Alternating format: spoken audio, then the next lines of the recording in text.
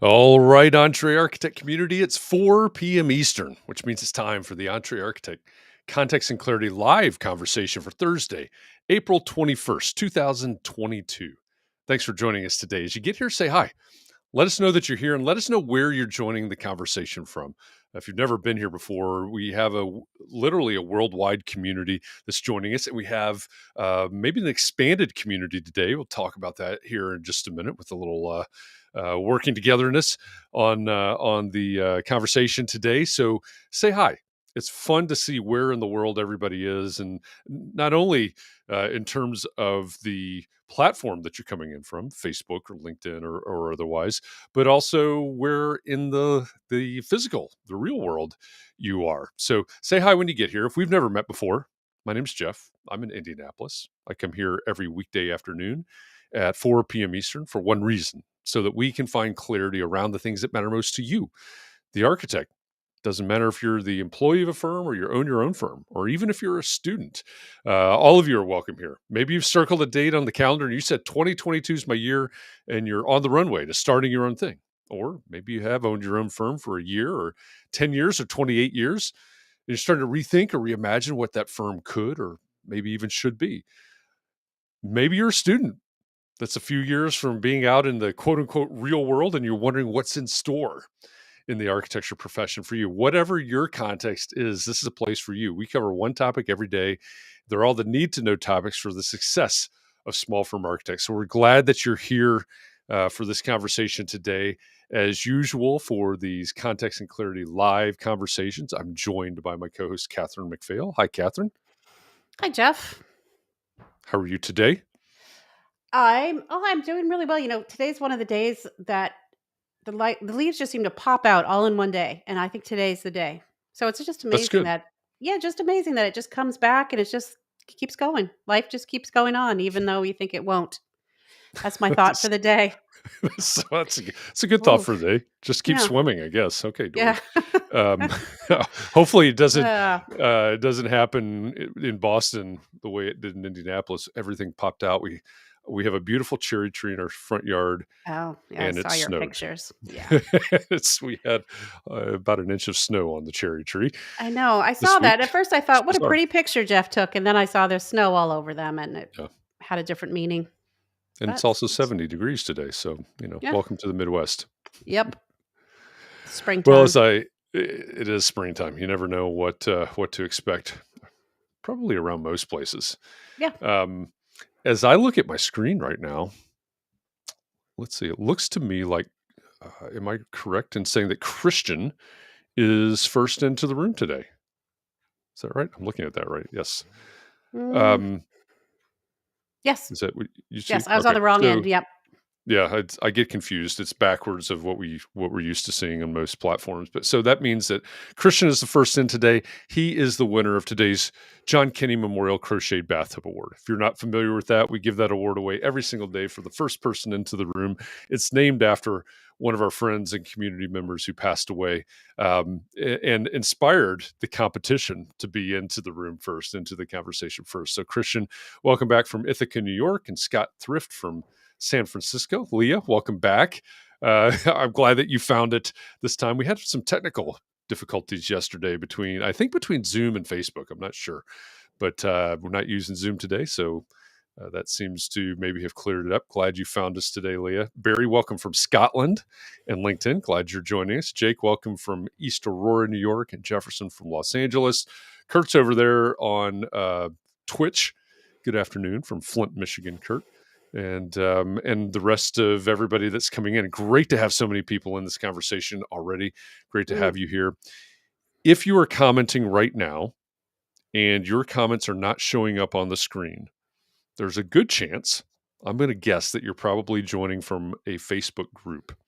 We're streaming out to a couple of extra places, a couple of places that we don't normally stream out to today, but I do know that two of the places that we're streaming to on Facebook are closed Facebook groups, which means there's permissions, right? There are rules in place. There's a solution for this. At the bottom left corner of your screen right now is a URL, chat.restream.io/FB, as in Facebook. If you paste that URL into your browser. Within a couple of clicks, you can give Facebook permission to communicate with Restream, which is the platform that we use here. And then your likeness and your comments should show up on the screen like the ones that you see streaming by right now. So if you're joining from Facebook and for some reason, you're commenting, you're saying hi, you're doing all those things and it's not showing up, try that. chat.restream.io/FB. We have found that that's really the solution to all of the world's problems. So check that out, chat.restream.io.fb. All right. With that, again, lots of people joining us. Great to have all of you. Lots of customers today. Lots of customers today. Absolutely. It's great to have everybody. I see Virginia. I see Las Vegas. I see Puerto Rico. That's awesome. Arizona, Birmingham, Alabama. Excellent. Stockton, California, which means that's got to be Tim Dearborn back from his walk. Great to have all of you here. Mark LePage joining from sunny North Carolina.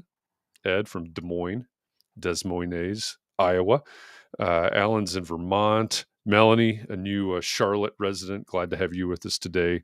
And hey, Brian in New Jersey. Great to have all of you. And if you've joined us and you haven't said hi yet, say hi. Let us know that you're here and let us know where you're joining the conversation from. Even if you're just planning to listen in or multitask, that's okay. We're not requiring that you participate in the conversation, but it's great to see who all is here. It's great to welcome all of you to the community and to the conversation here today. We're going to have a little bit of a different look today. If you're familiar with Context and Clarity Live, you're used to seeing Katharine and I and a guest. We're going to do something a little bit different today. Mm-hmm. Different structure, a different look. We're going to have a panel discussion today. So let me set the stage. Let me set the stage and give you a little bit of background and also a warning. I guess seems a little bit strong to say it that way, but maybe it's necessary to do it that way. On March 25th, SCI-Arc, the architecture school in California, hosted one of their regularly scheduled base camp panel conversation. This one was titled "How to Be in an Office," and as you may have noticed, there's been a lot of strong reaction to that panel. The purpose of that panel was to give SCI-Arc students, some idea of what to expect and how to prepare for their future in the profession of architecture. So that's the background. I'm going to leave it right there. Our intent is to use that discussion as a springboard for our own panel discussion. We feel that the conversations that we've been having all week and this conversation that we're about to have are incredibly important for the future of the profession of architecture. They're important to students. They're important to emerging professionals, also leaders in the profession. So that's why we want to have this conversation today. Now, here's the warning. We are not here. Our intent is not to discuss SCI-Arc. It is not to discuss any of the panelists, any of the panelists or the panelists from the SCI-Arc discussion, any of their practices, any of that. If that's the conversation you want to have, there's lots of places around, lots of places on the internet where you can have that discussion. They're ongoing. There's articles you can read. There's videos you can watch. You can go do that wherever you want to. Our intent is to have a positive conversation about a way forward, about ways that we can improve the future of the profession of architecture so that we can talk about what it's like, what it could be like, maybe what it should be like to work in architecture. Our intent is to have a conversation that's valuable to students, people that are currently students, to emerging professionals, and by extension, leaders in the profession that can hear what we're saying, hear what's being discussed, see the comments that are coming through from all of you in the audience, and adjust accordingly. So that's our intent. Again, if you want to talk about the whole SCI-Arc thing, there's lots of places to do that. You're welcome to jump out and go to one of those places. No problem. I don't have any problem with you doing that. Yeah. Okay. But don't do it here. Or else, yeah, right. This is just not the place for that. That being said, you are welcome here to this conversation because we want as many voices in this conversation as possible. It's important for us to get an inclusive view and diverse view of where we are and where we should be headed. So all of that's a lot. That's a big, long introduction, probably a lot of rambling. So apologies for that. Let me introduce our panelists. We're going to welcome today Michael Riscica. He's the founder and creator of Young Architect. We're going to welcome Rachel Gresham. She's an associate at TMPartners. And we're going to welcome Michael Celauro. He's the department manager at Summit Design and Engineering Services. So let me bring our panelists in. And I'm going to go backstage. All right. Bringing everybody in. Excellent. We've got everybody. Everybody can hear us. And as part of this setup, as our panelists are coming in, I wanted to first say thank you to Michael Riscica, because I reached out to him maybe a week ago and said, hey, this is what we want to do. We want to have this conversation. What do you think? Are you interested in it? Who would you suggest pulling together for a panel? And we kick some things around. And thank you to Michael for really partnering with us on pulling this together and being a part of this conversation. Thanks to the Young Architect community for being a part of this conversation as well. Thanks for the opportunity, Jeff.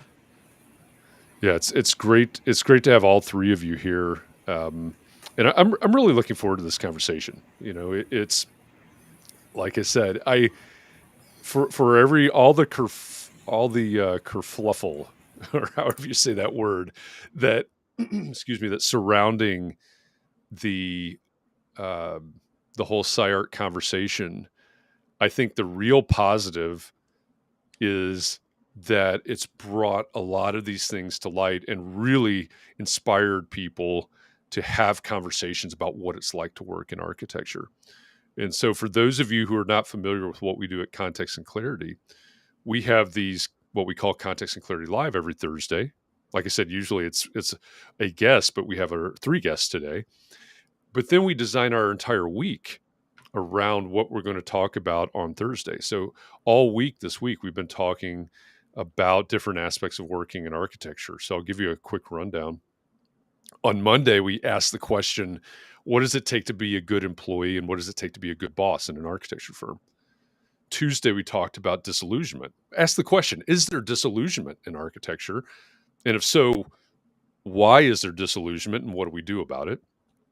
Yesterday, we talked about these maybe some aspirational ideas, maybe ethereal ideas about work-life balance versus work-life alignment or integration versus total dedication to the profession or total dedication to the firm.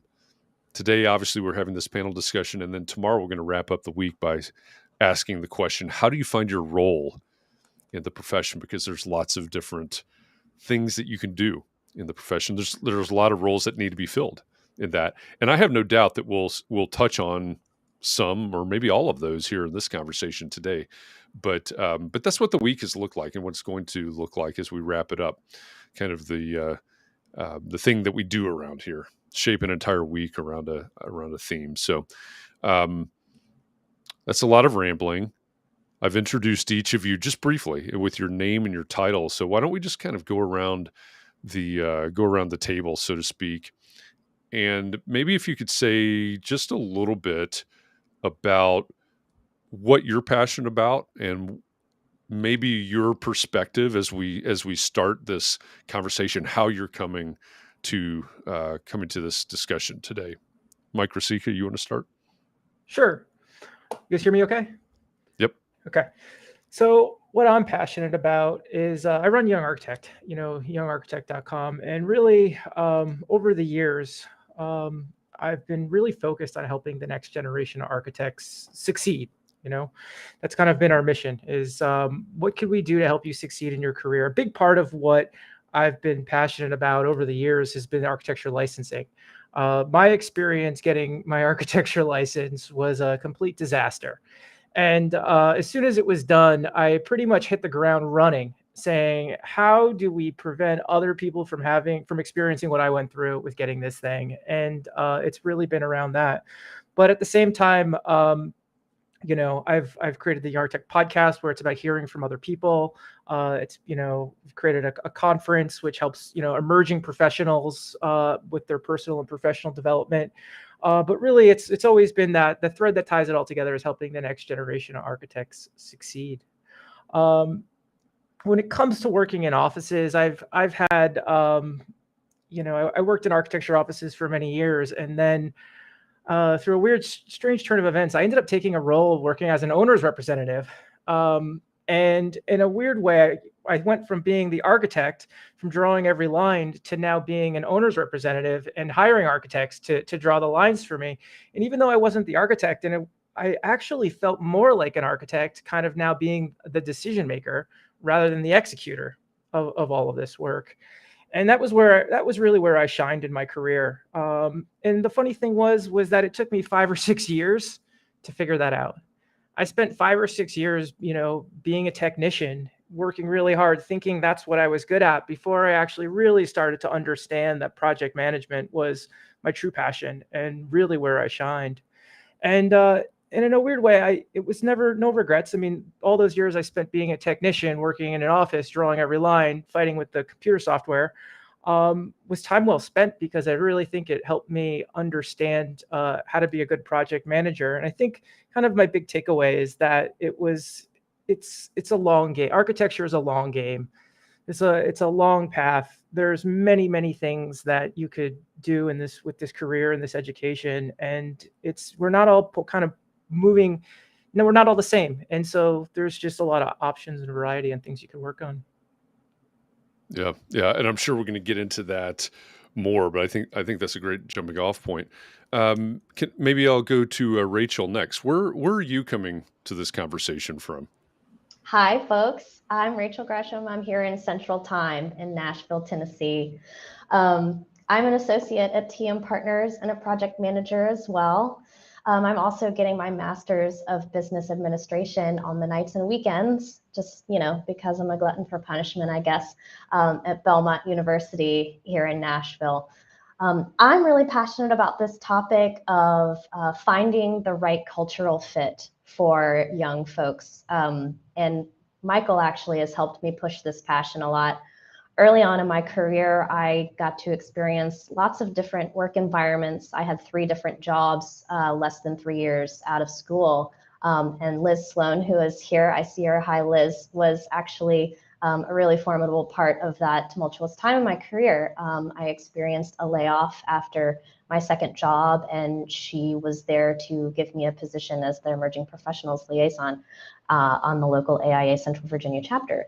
So now I'm here in Nashville, and after experiencing those different kinds of work cultures and work environments, I was able to do a lot of internal reflection to find out, what kinds of questions do I really need to be asking when I'm looking for a job, when I'm looking for a cultural fit. And then that passion has grown into really believing that it's the business of architecture that starts to create those cultures, and it's really at the root of how we experience a culture. So that is where I am coming from today, and I hope I'll get to pepper in some of my latest academic research about these fun topics as we chit-chat. Well, we can't pass up the academic research, because I think this is probably an entire audience who are somehow gluttons for punishment. So we've got to get the academic into it. Michael Celauro, can you tell us where you're coming to the conversation from? Sure. Thank you for having me. I appreciate it. I'm Michael Celauro. I'm at Summit Design and Engineering. We're a firm based out of North Carolina primarily. I'm here in Raleigh, North Carolina. We actually spread through most of the Southeast at this moment and touch a little bit upon some states out west.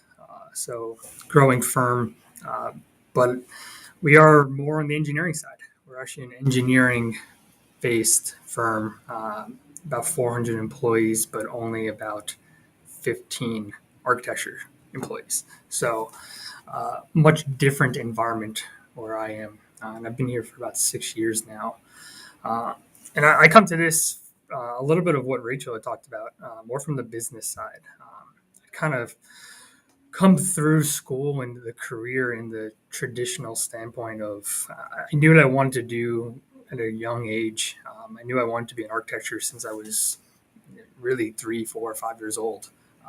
I've kind of worked around architects. I didn't have any in my family, but through just offices I've been at, and I've been interning with architects since high school and senior year of high school.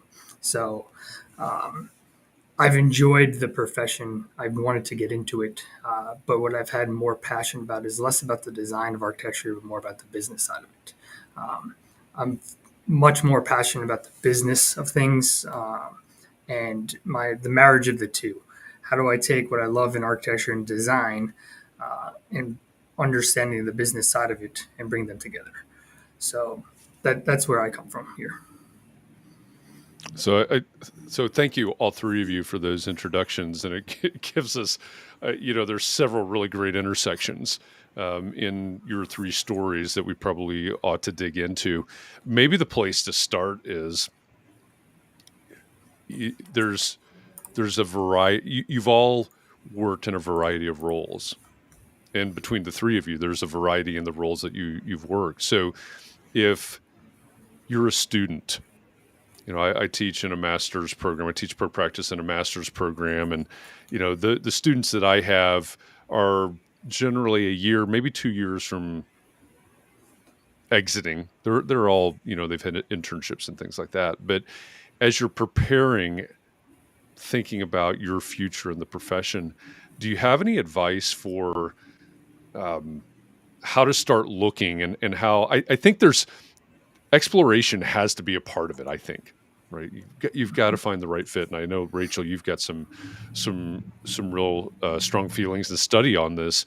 But how do we go about as a student, assuming that it's not like when I graduated, where you send out 3,000 resumes and just hope to get an interview? The economy was terrible, right?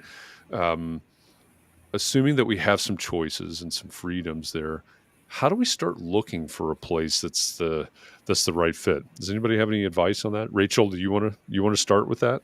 Sure, I'd love to start. We must start with looking inwards. We must start with ourselves before looking outward to find something that might work for us. Understanding ourselves, understanding our wants, understanding our needs, and particularly now, more important than ever, is our boundaries. And so what I like to do, or what I like to tell folks that are graduating or looking for a job, is know thyself first, and then you can find an alignment with a workplace. So when you're interviewing, or when you're looking through a firm's social media, or you're looking through a firm's website, you can start to see, oh, are they posting things that are in alignment with my priorities? Are they posting things that are in alignment with the type of culture that I want to be a part of? And then when you get to the interview phase, it's asking the right questions that will get you the information that you're looking for to your questions, the information that you need about, will your boundaries be respected, the information that you need about the growth and development that you're looking for. So my first piece of go-to advice is know thyself. I think that's good advice. So I didn't mention earlier that parallel to all of our context and clarity conversations that we have every afternoon, we have what we call our coffee talk on the Clubhouse app every weekday morning. And somebody on Clubhouse this morning mentioned this idea of, at one point in their career, maybe when they were young, I hope I'm getting the story right, or when they were, maybe fresh out of school, they chased projects or maybe project types. And then as they matured, maybe gained more experience, they started looking more towards what you're talking about, those alignments. And, I think that could be a natural thing, but I think what you're talking about is really great advice. I think that when we're younger, the learning curve in the profession is so steep that it doesn't really matter what type of project that you're working on. You're going to be, for lack of a better metaphor, drinking from a fire hose. I mean, it's just so much information coming at you. I mean, you're literally just learning how to exist in an office and how to do the work. And you can learn that on any project type. And I think the first 5 to 7 years of my career, I was just learning what I liked, learning what I didn't like. And so it's also an evolutionary and iterative process in finding the thing that's right for you. I will promise everyone listening that you're not going to get it right the first time. Just be prepared. I mean, the likelihood that you're going to find the perfect workplace the first time that you find a job outside of school, it's very low. That's great advice. I had a student a couple of years ago that was having sort of an existential crisis, right? And I don't know if architecture is for me, that kind of thing. And they had, they're a student, right? They've had academic experience and very, very limited professional experience in an office. And the only advice you can give at that point, I think, is just to say, listen, you need to explore more. You need to see what else is out there, because if your experience is all small firm or all big firm, it is not a problem that's not a fit for you, right? We just need to explore and find the right fit. So that's great advice, Rachel. Michael, MR or MC, any reflection on the topic? Well, I want to echo a lot of what she had said, and honestly, what I've done and what I highly recommend anyone do is just get out there and test these different firms. Test the small, the medium, the large, the boutique, whatever that firm is, whether it's a firm that specializes in one project type or one that does a little bit of everything. Because you really don't know until you actually get into it and really start working through it. And just because a firm specializes in something that you may have passion about, a certain project type, and you don't get into that firm, and it's a firm that's maybe the project type isn't what you're most excited about. As Rachel said, there's a lot to learn, and a lot of the key concepts come from any project that you can then apply to others. So it's not over at that point. But to the last point there, be okay with recognizing when the firm you're in is not the right fit for you, to move on. Because just like firm leaders, you need the right employees for what you as a firm are trying to do. As employees, as a person, you need to make sure that you're doing what you want to do, what's right for you. So don't look at it as you get this job and it's not great and it's permanent. There's a million jobs out there. There's a million different firms all over the world. It's just a matter of how far are you willing to reach to go look for another one and find the one that's the perfect fit for you. And we're all different. What I enjoy, what I like from a firm is not what you like from a firm. And we need to recognize that. But it all comes back to you need to know. Yeah, that's great advice.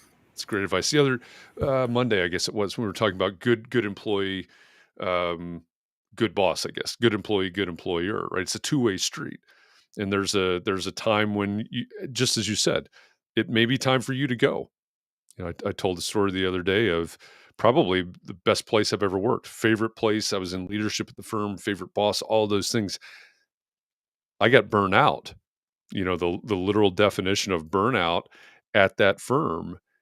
And thankfully, I realized that it wasn't healthy for me or my family or the firm or our clients or anything for me to remain there. It's pretty bizarre to say I left probably the perfect firm for me, or at least my favorite place, because I needed to, and everybody needed me to.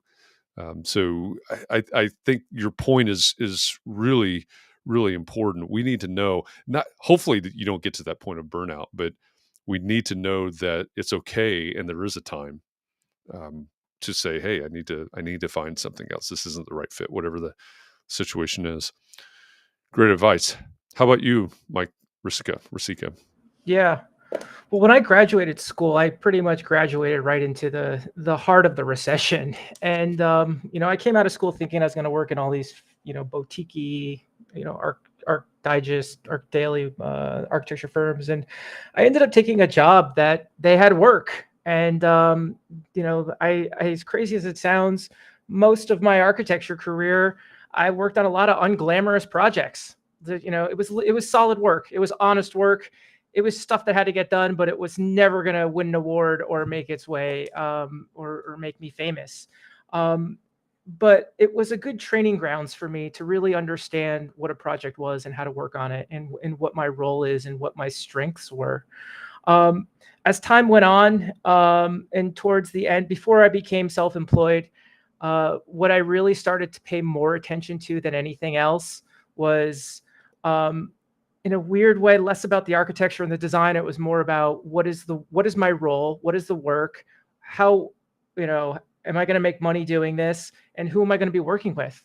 Who am I going to be working with? And how I was going to spend 40 hours a week became a much bigger part of the question, in making sure satisfying that more than anything else.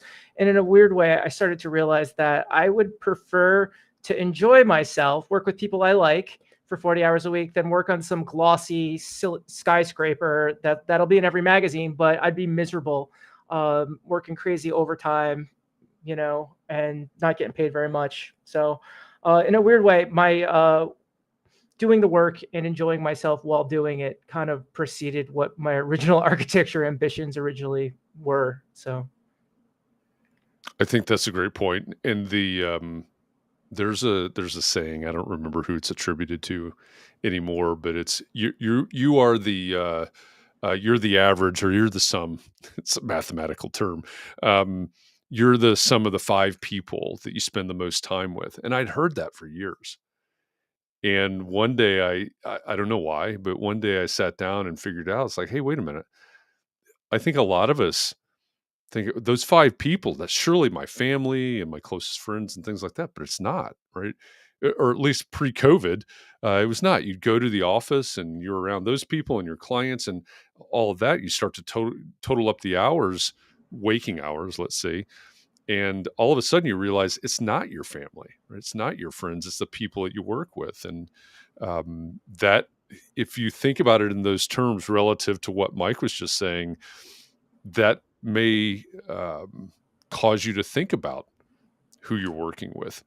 I had one of those epiphany moments where I said, you know what, I don't want to be the average of this, and needed to look for something else. So that's great advice as well.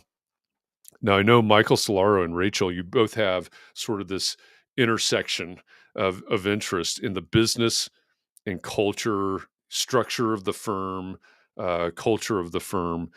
When, maybe once we've gotten that first job, or we've moved on to the second job, or whatever it is, what is it that we need to be paying attention to? How do we navigate everything that's going on?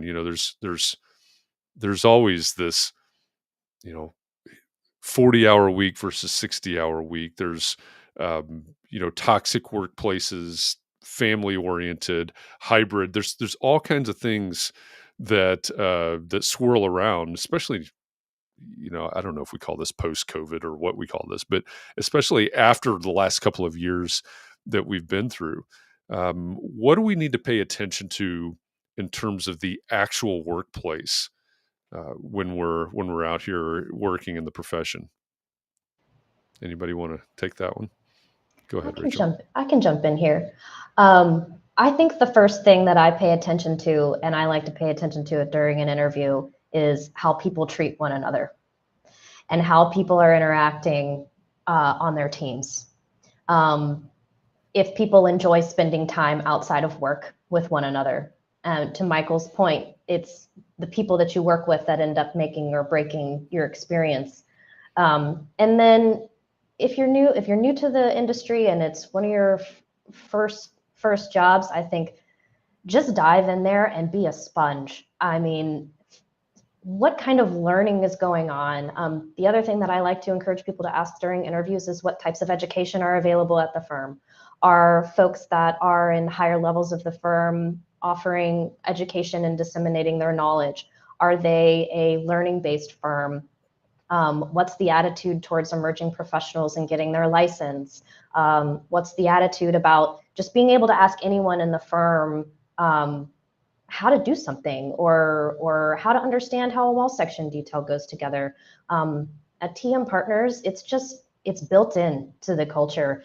everyone here, anyone who asks a question of anyone here, they're going to be happy to answer it. They're going to be happy to sit down with you and talk through something. And if they don't have time, or they can't, or you've asked the wrong person, they're not going to shoo you away. They're going to say, actually, this person knows a lot more about writing specs than I do. I think that you should go talk to them. They'll be happy to help you. So the learning environment is something I think is super important to young architects. And then as you kind of learn to navigate that and you understand where your resources lie in a firm, I think it's important to start looking at things like the structure. And if you can look at this in your interview, that's great. It's something that wasn't really important to me and wasn't really apparent to me until later on in my career, when I started to realize that the structure of a firm is what really ultimately at the end of the day informs what the culture is. So looking at things like incentive structures, those can affect what motivates your fellow employees and how they motivate tasks on a team. Chains of command can influence the personal relationships and the closeness that you have with your colleagues. Authority and power dynamics can influence comfortability with who people talk to things with, and your professional challenges, and how perhaps a challenge that you bring to someone will be taken. And then title and task allocation. Are folks really paying attention to what your capabilities are, what your soft skills are, what you really want to be working on? You know, the farther you move up, the more you're going to be wanting to spend time on the things that you really enjoy or the things that you're really good at. And is there time and attention paid to title and task allocation and putting people in the right seat to get the project across the finish line or help a business run? Do you have any advice? I mean, you mentioned interview, right? So I don't know how I heard about the job. Maybe I saw it on LinkedIn or something like that, but I've somehow landed myself an interview. Maybe I'm nervous. I really want this job. And I'm paying attention to, did I dress right? And, things like, am I remembering the person's name? Things like that. What suggestions do you have? Maybe specific questions or ways. Maybe it's in the interview, or maybe it's the research that you do leading up to it. But what suggestions do you have in helping us sniff out the structures that you're talking about and the cultural issues that you're talking about? You can ask about anything you want in an interview, and I like to say that a firm knows almost everything about you by the time you walk in that door, except for your social security number.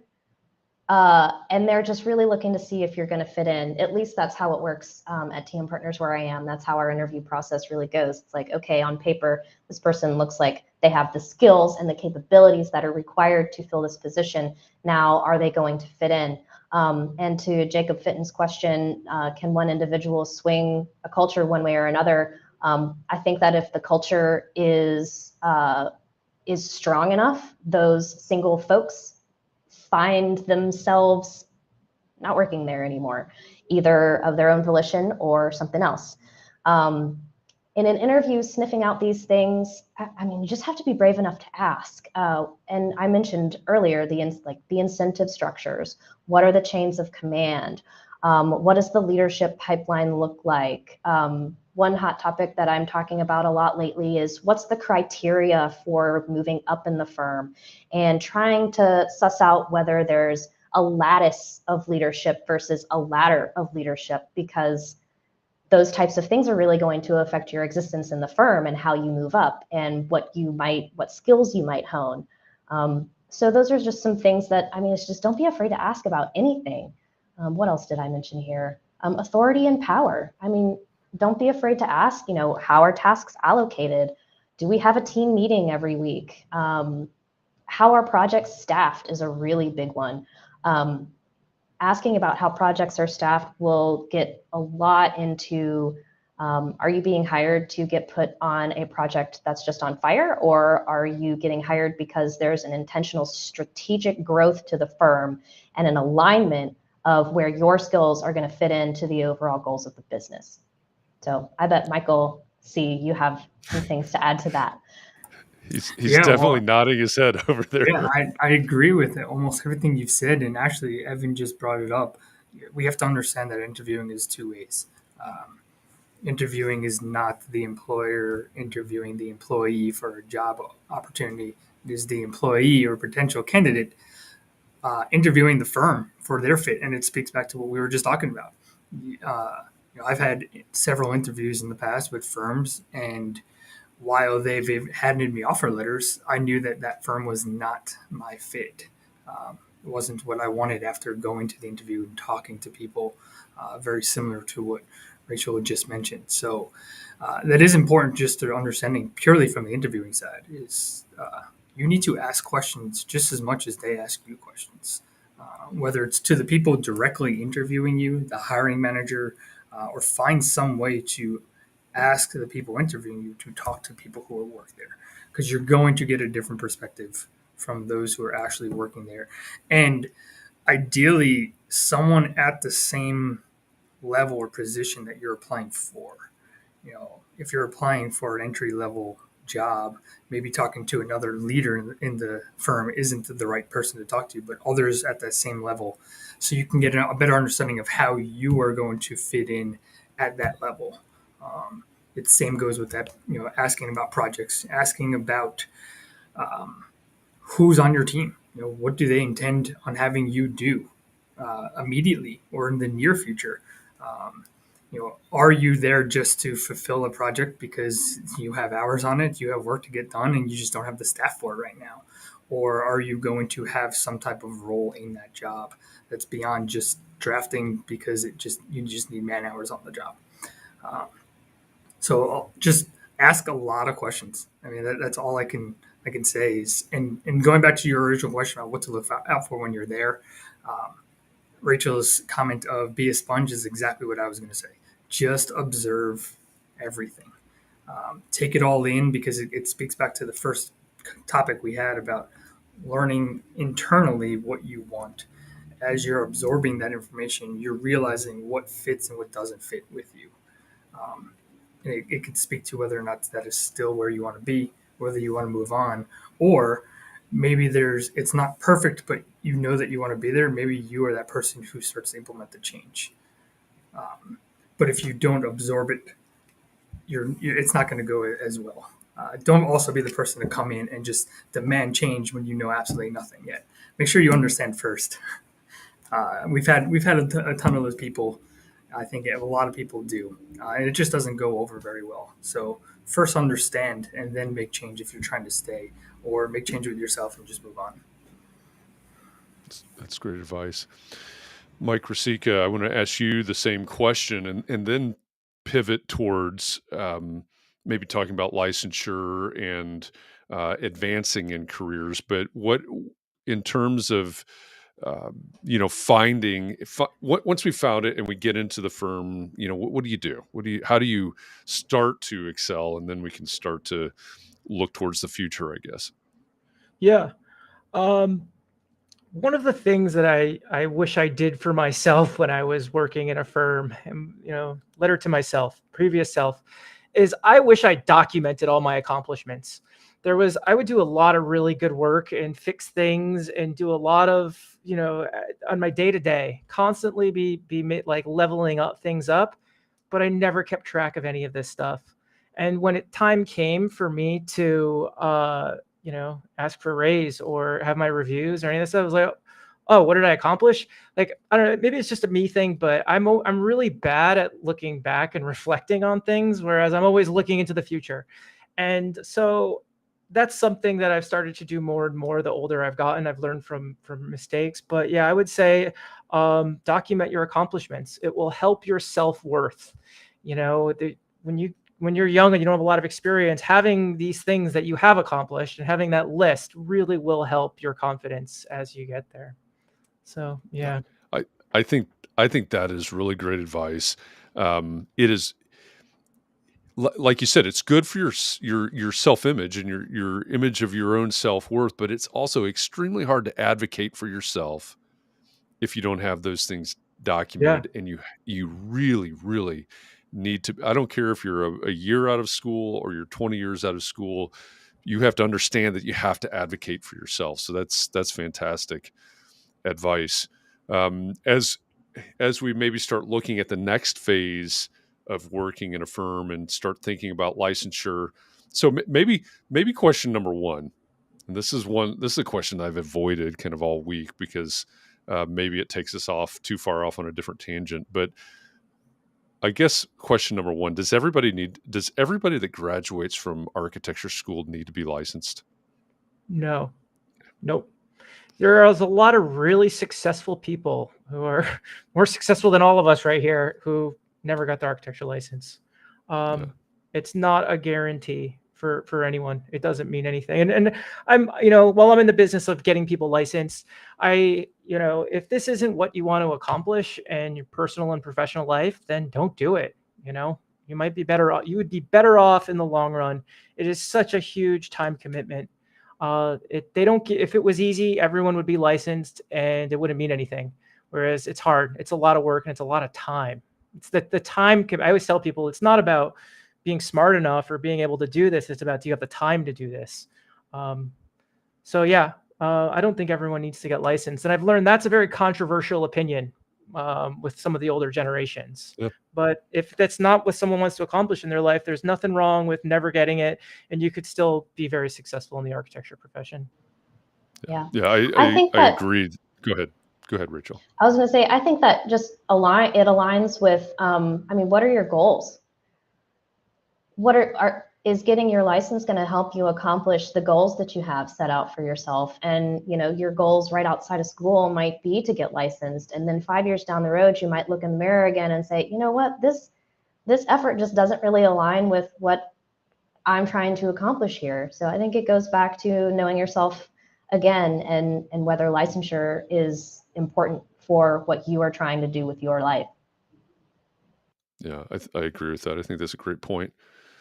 Mike Riscica, when we're thinking about, because that is your world, like you said, you're in business to help people get licensed. What are we looking at in terms of how do we want to approach this? Why is it if that does meet your goal? Why? What do we need to know from the employee point of view? What do we need to look at from the firm point of view when it comes to licensure? Yeah. Well, first thing, before I answer that question, I've been saying this more and more lately is, if you decide that you want to become a licensed architect, getting that license will become the most important project of your entire architecture career. All of these other projects that you're working on or whatever your boss thinks is important, none of that stuff's going to ever have the return on your investment like becoming a licensed architect. Someone posted in the chat earlier, not everyone has to get licensed. I've never met anyone who is licensed that said it was a waste of time or regrets it. And I truly agree with that. Everything in my life changed after it was over. And what I didn't realize was that the payout, but I'm not even talking about money, more about the opportunities, the payout with opportunities and things I could do after I got licensed. I didn't realize it was as huge as it is. And so that's why I highly advocate it. Now, when it comes to getting licensed and working in a firm, because this is your most important project, you got to realize that while the firm says that they support you and they want you to get licensed, they want you to get your work done as well. And some firms may be more open to you getting your work done. And it might, with whatever the situation is, there's a million variables. I've seen, firms who pat themselves on the back and say, we support our emerging professionals, but then they work people 50, 60 hours a week. And yes, they'll pay for their tests and they'll provide all this information for them. Do they have the time or energy to get it done? And so that's something to consider. I've had people call me on the phone and say, Mike, I hate my job. I hate my boss. I saved a lot of money. Do you think I should quit my job and work in a restaurant and so I can finish my last 2 exams and then go get a new job once I'm licensed? And I said, if you could work it, yeah, why not? That sounds like great. So I think understanding that working and getting this license at the same time, it's got to work together. One of the things I've been telling a lot of people too is if you are working in a firm and you're working towards getting your license, even if you're a year away, have the conversation now. What will change once I'm licensed? there's always this, I see it with a lot of people, they wait until they finally got that piece of paper and now they're expecting a big raise and they get a fraction of what they thought they were going to get. Have the conversation sooner. Maybe the firm has plans to incorporate you into the structure of how things are as a licensed architect. And then sometimes, the firm hired you right out of school.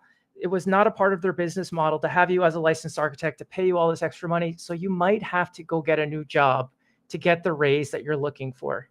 And that's pretty common. But I would start the conversation sooner than later. Don't wait until after it happens. Have it be a part of the dialogue as it's going on. I think that's great advice. And in the rounds that I make, in my network, I hear the stories all the time. Right. And I've witnessed them over the years. Right. That's sort of one of those natural breaks where you're often, you have gotten your license or registration, depending on what your state calls it. And then, this is when you make that move to the next firm, your next position, in search of that payoff. Right. And it's, it happens, but I think that's great advice.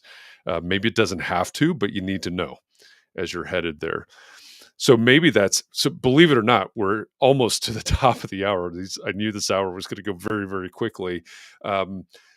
Maybe that's a great segue to kind of flip this around 180 degrees all of a sudden and start to look at it from the employer point of view. And I suspect, that Michael, you'll have some thoughts about this. Both Michaels will probably have some thoughts about this. Rachel as well. But what about advice for probably a large portion of this audience that's looking to hire people? Just about everybody I know has been crazy busy for a long time, and they're looking for people. They want to be a great boss. They want to be a great employer. What do they need to know? What do they need to be thinking about in terms of looking for and hiring young, whether coming right out of school or emerging professionals, wherever they are, whatever's appropriate in their career? Who wants to kick that one off? I can go with that one.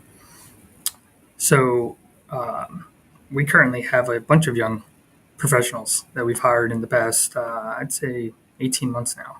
We've probably brought on board 4 or 5 in the past 18 months. So my biggest advice is, when we were looking for younger professionals, we were looking for people who had soft skills. Hard skills are a lot easier to train. We primarily use Revit, and we had people who've never touched Revit. We hired them because they had the soft skills, the drive, the motivation to want to learn, to want to be a part of the culture. They fit with everything else that we do. And we've just slowly built them up. They're gaining that experience. It's a lot easier to train them how to do Revit than it is to train them on how to communicate well with people, or time management, or other soft skills. So that was our big goal when we were looking for younger people. While we needed people to draft, like anyone does, that was not our priority. We understood that it's the long game, as Michael said.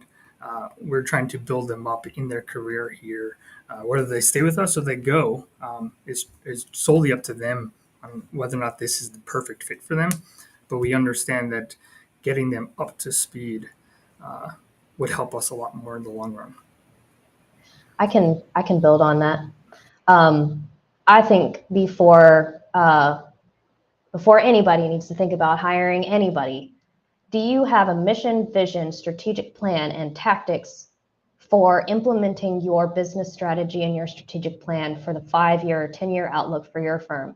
Because if you haven't answered those questions, you have no idea whether you need to hire somebody or not. Also, the next question, once you've got a mission and you've got a vision and you have a business strategy and some alignment in your operations for that, that will help you understand who you're trying to hire. To Michael's point, are you trying to hire drafters, or are you trying to hire an architect that you want to grow up? And I think that's one of those big questions that a lot of smaller firms are asking is, am I growing people up to grow them out, or am I growing people up to keep them? And I think especially smaller firms need to have that question answered, and they need to have that honesty and open conversation with the people that they are hiring, because there is nothing wrong with being a stepping stone firm. There is nothing wrong with telling an interview candidate, like, hey, look, we have this position and it needs filled, but there might come a time 5 years from now where you're looking to move on from us, and that's going to be okay, and we're going to help you. We're going to grow you as much as we can, and then when we think you've reached a ceiling here, let's help you spread your wings and find something else. And I think that every interviewee is owed that explanation, but it's going to be hard to give them that explanation if, as a firm, we haven't looked inward and we don't understand where we're going. So that looking inward applies to interviewees and to firms as wholes. Yeah, I think that's a good point. And another adage that I can't remember who it's attributed to, but it's that question, what if I train somebody, pour all this time and effort and so on into training somebody and they leave, and then the person that you're talking to says, yeah, but what if you don't and they stay? Right. So you've got to balance those things. Certainly. We actually have someone in the audience right now. It's Tim Dearborn, that says, while listening to this great talk, I'm writing a job offer to a recent college graduate. What should we be calling these dynamic young people who are entering the profession? When I started, we called them an intern. That isn't correct in today's world. So what do we call them? Can I take this one? Absolutely. Call them a designer. Architecture is the only profession that refers to people as interns who have 6, 7, 8 years of education or 20 years of experience. They just don't have that license, and so they're considered an intern. I wish we would eliminate that word. The word intern means that you work for free and you don't get paid and you're doing it for experience, and that's not who we are as a profession. So I would just call them a designer. It's a title. It doesn't mean anything. Designer, project manager. You can't use the word architect, architectural in most states. And so, just keep it simple, designer. Yeah, that's great advice. And one that comes up all the time, because as you said, we've got this, I think there's this culture, right? And that needs to change. Again, we're almost to the top of the hour, or right at it. So this is another one of those conversations that I would be super happy just to sit here for the next 2 hours and continue this conversation, because it's a great one. But respecting everyone's time, maybe just in a minute or so, any last thoughts? And we'll start with you, Mike Riscica, since you're on that side of the screen. Any last thoughts, pieces of advice as we wrap the conversation up? Yeah, I would say just pay attention to what gets you excited, what keeps you excited, what the stuff you like to do. It's not going to make sense as you're figuring out, but there's a lot of data there, and keep leaning towards that and keep moving towards what you think is fun, and you'll figure it out. You'll get there. Great. Michael Celauro, any last thoughts from you? Yeah, I echo that. Figure out what you want to do. Figure out what you're good at, what you're passionate about, and then just go after it. Whether it's in a firm for a specific role or overall job type. If you like technology and you want to get more into the technological side of things, go out there and ask for it. Or better yet, to just take the initiative, right? Go do your research, present it to your boss, say, hey, look, I think this is a better way that we can do things based on what I'm passionate about. That's how I got to where I am. I think that's super valuable to both an employee and an employer. That's great advice. How about you, Rachel? I will just echo what Michael and Michael have said. Goal setting. Don't be afraid to not have goals just yet. If you're just starting out, just get started and the goals will come to you. But take time to pause and create those goals periodically so that you can really understand yourself and where you're going. And then if you're an employer, it's the same exact advice. Set some goals, know who you are and where you're going. Also great advice. One thing that I would like to say, because there's this thread that's kind of weaving through that we haven't really explicitly touched on, but it's come up in a lot of the commentary that we've had in this conversation. And it's really about professionalism. There is a architects tend to complain a lot, right? We complain about the profession and how people see us and value us or don't value us or things like that. I know it's a surprise to everybody, but it happens. Maybe it's just in my bubble, but here's the thing. And I mentioned this earlier this week. I wrapped up an engagement with a large client a couple of weeks ago now, and they're $100 million company. I was giving the final presentation to the CEO and the COO and business development people, et cetera. And said, listen, here's the deal. You're a $100 million company. If you want to sustain that and you want to grow that, the very first thing you have to do is start acting like a $100 million company. Start conducting yourself like a $100 million company. So my advice to everybody in the profession is, if you want to be seen as a professional, whether on the employee side or on the employer side or the profession side, start acting like this is an actual profession. The goals that Rachel's talking about, the business that Michael Celauro's talking about, the licensure that Michael Riscica is talking about, it's all part of that. This is a profession. Let's start treating it as such so that people start seeing it and valuing it as such. So that's my soapbox moment of the day. but I think it's important. I think it's important to the continuation of everything that we talk about here on Context and Clarity.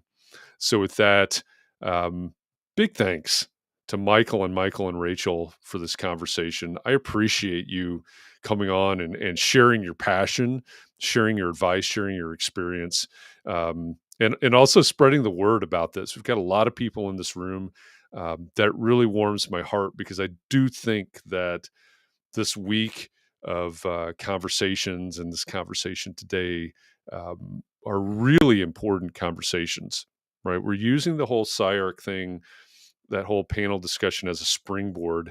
And I love this conversation that we've had today, because it's 100% looking forward and positive and really great advice. So thank you, all three of you, for being here for this. I appreciate it. And for all of you out there in the audience, thank you. Thanks for joining us. Thanks for joining us for this conversation. All of your questions and comments, obviously we can't get to all of them, but the great thing is, with this technology that we have available to us and that we use, these conversations continue on. These are living documents. So you can go to wherever it is that you're watching or you're commenting from right now. The recording stays and the comments stay. And on most of these platforms, you can continue to comment. So for instance, if you're doing this on Facebook right now, whatever group or page you're on right now, if you, a week from now, comment, you respond to somebody's comment, it's going to pop this conversation back up to the top of somebody's feed.